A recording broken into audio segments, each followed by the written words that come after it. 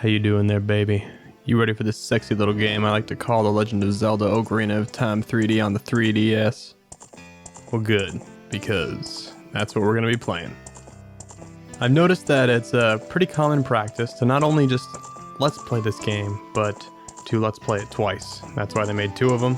I've already done a let's play of this game before on a different channel, so this is going to be the second time. And I just want to do kind of a chill playthrough. Not like 100% or anything, so let's get this show rolling. These are funny. I'm not gonna do like Master Quest or anything, quite frankly, because I think Master Quest is, I don't know, it's not my favorite dungeon design in the Zelda series, I'll say that. I think it's cool how in this game they like reverse the map.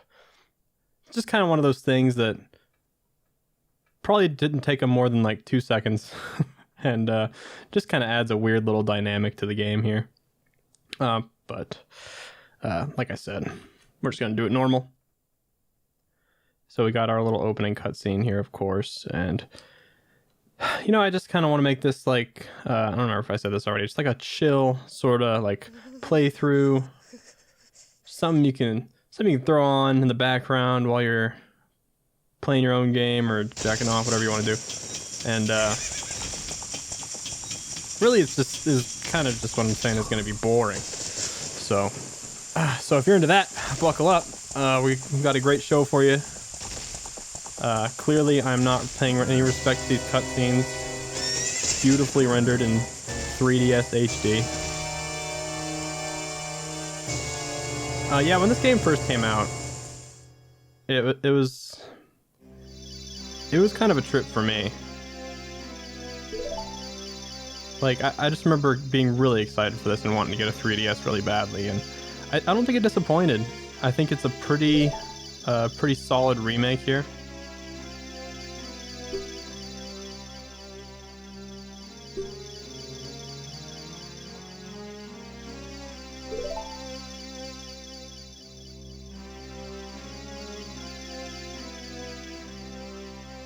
Your power is as nothing, it would seem.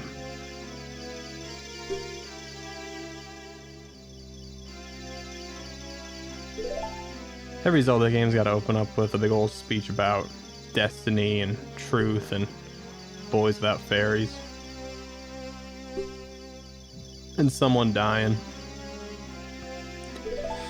Actually, I think that's just this game, but anyway, we got Navi going to find our hero here. This is a really nice looking game.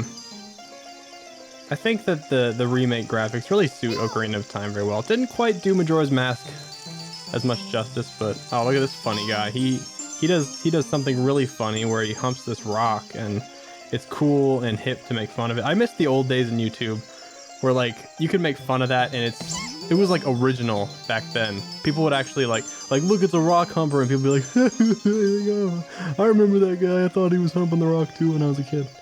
Nowadays you can't fucking joke about that.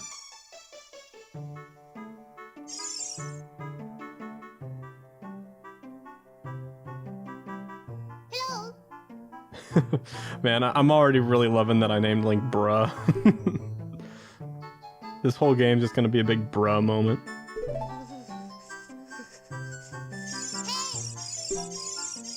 Bruh moment.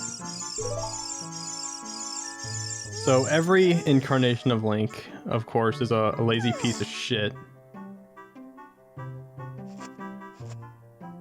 Look at that clip. What? Man, it's the opening cutscene. You couldn't have made that look a little better.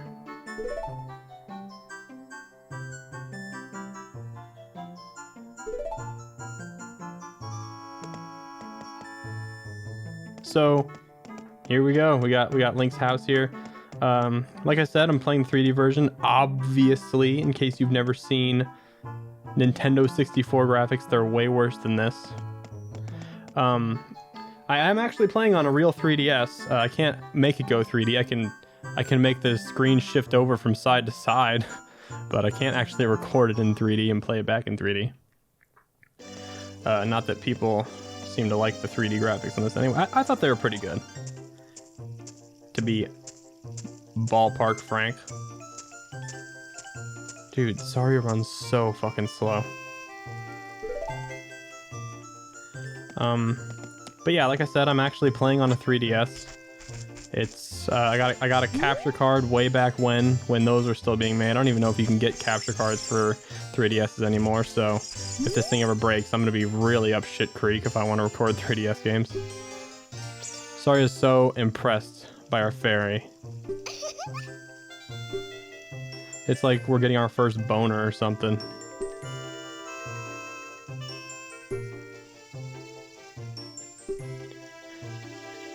And in case this is just your introduction to the Zelda universe here, it's quite the honor to get talked to by a tree. So we got that going for us now, so it's pretty good. I pretty much know this game like the back of my balls, so it's gonna be smooth sailing. I really like to make the Zelda games nice chill Let's Plays. My Twilight Princess Let's Play was pretty chill. I think this is gonna be pretty chill. Mostly just because I pretty much know what I'm doing.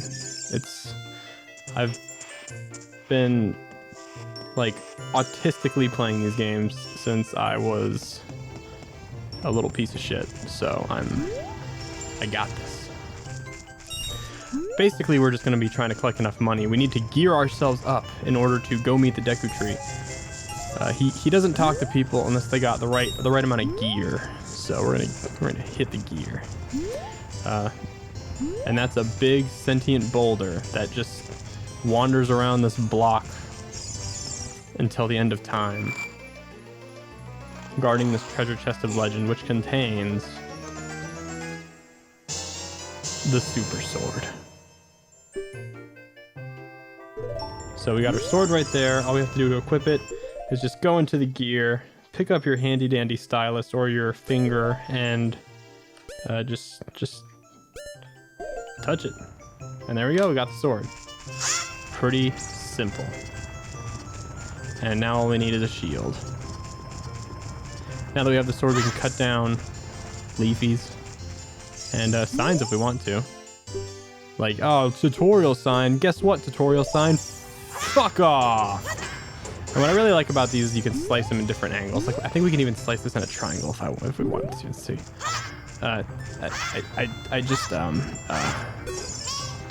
Yeah, like that. That's a perfectly good triangle. So there's plenty of people we can talk to around here and interact with.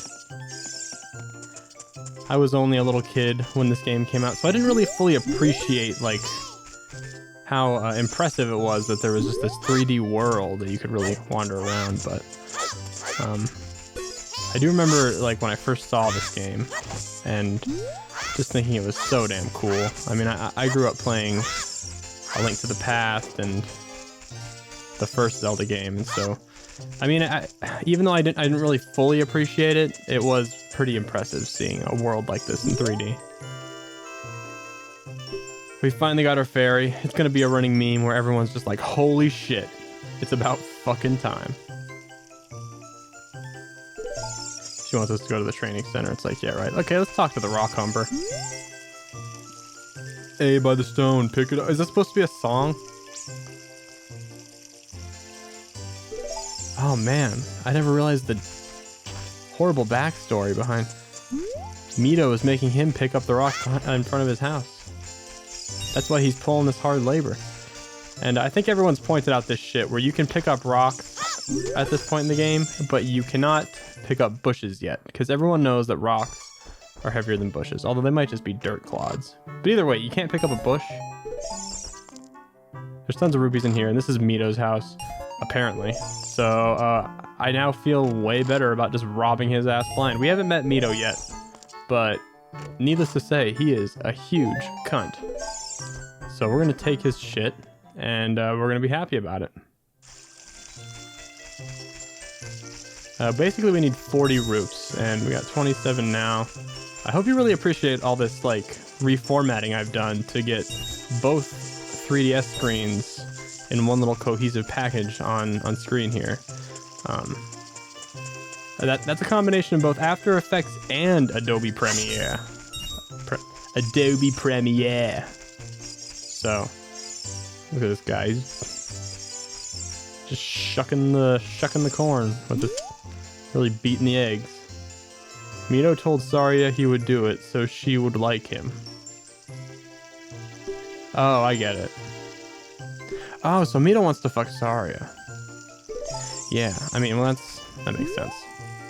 I think I'm losing my reading skills because right now I'm sure everyone knows, but I'm sure no one's gonna watch this during when it's actually happening. The COVID-19 virus is taking over, and I've been stuck in my house for the past 3 goddamn weeks. Oh yeah, and it's just because I'm a real man. So it's just showing off the first-person controls. I imagine when this game first came out, like it was pretty tough to get a hold of these newfangled third-person 3D controls. So we got enough rupees now. There's various places you can find different, find blue rupees around here. One of them is behind this house. We got one up there when we talked to the girl, and the girl who thinks we're a real man. That's great, bruh. Everyone's so impressed that we're called by the Great Deku Tree. Everyone just worships this tree. I mean, this must be the life. And this chick always wants you to point out, do the Z controls and look up and talk to her. So we can use our fairy to Z target things and interact with them.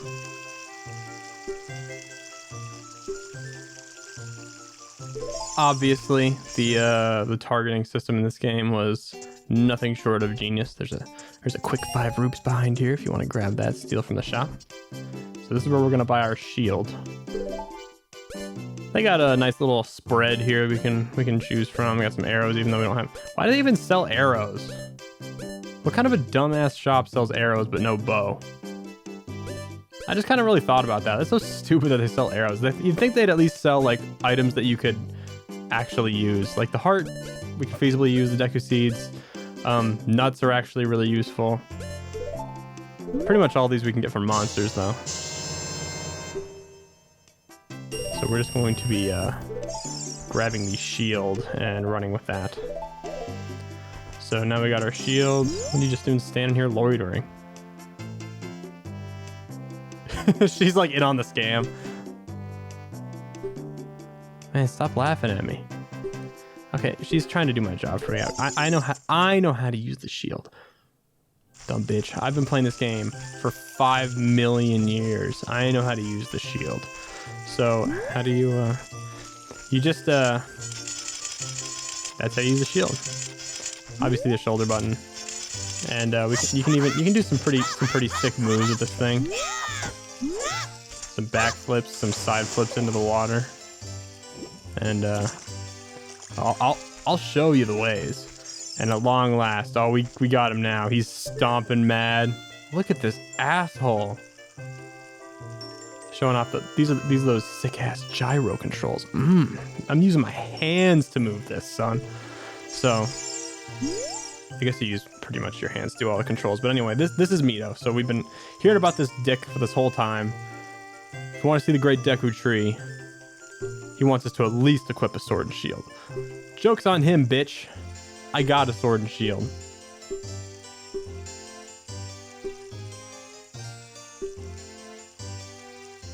He's so jealous.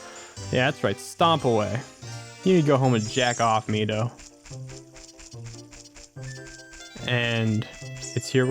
I hope you're ready, because we're about to face the most horrible, vile monster, the Snapdragons. Actually, if we use Navi, we can get a little bit of info about these enemies, the Deku Baba. Although it looks withered, it will hurt you if you touch it, as demonstrated here. Luckily, these things are pretty easy to take out, so we can just cut them down, and we get sticks for our trouble. These things are great for carrying flames.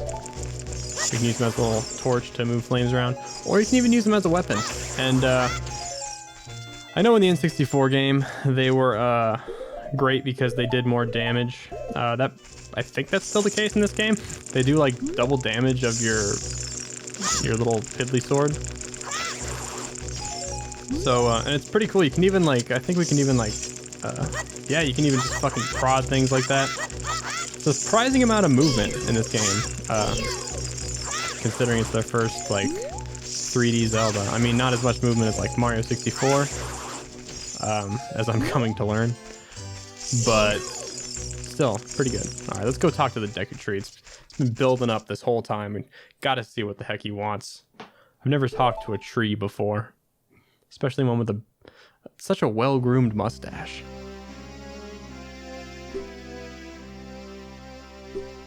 Man, I love that the Deku Tree calls me bruh.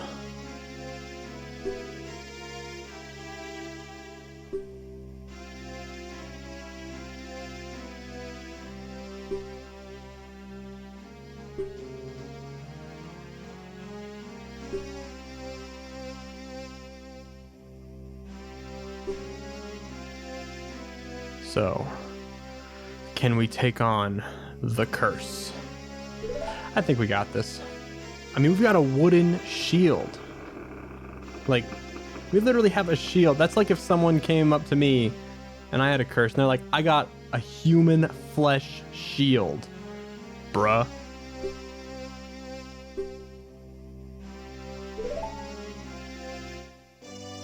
And there we go. He just opens up. Says, get in my mouth. And that's pretty much that. Anyway, we're in about 20 minutes here. I think this pretty much does it for now. In the next episode of Ocarina of Time, we're gonna head inside the Deku Tree, and I think you all know how it's gonna turn out. We're gonna kill the curse from the inside, hopefully. So I hope you'll join me then. Thanks for watching.